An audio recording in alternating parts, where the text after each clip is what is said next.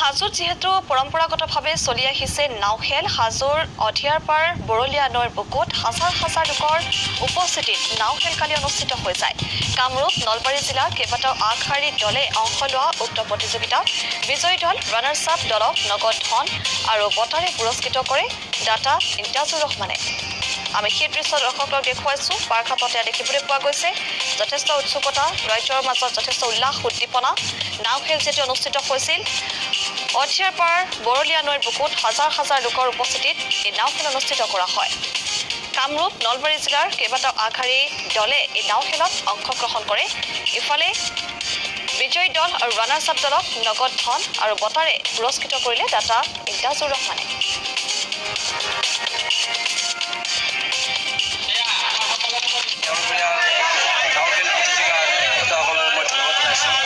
আজি আমাৰ এই নাও খেল প্ৰতিযোগিতাত আমাৰ সুন্দৰভাৱে আজি আমাৰ খেলুৱৈসকলে যিটো আমাক উদ্দীপনা দিলে, যাতে আগন্তুক আমাৰ এই অঞ্চল নহয়, আমি অসম ভিত্তিত যাতে আমি এই অঞ্চলৰ পৰা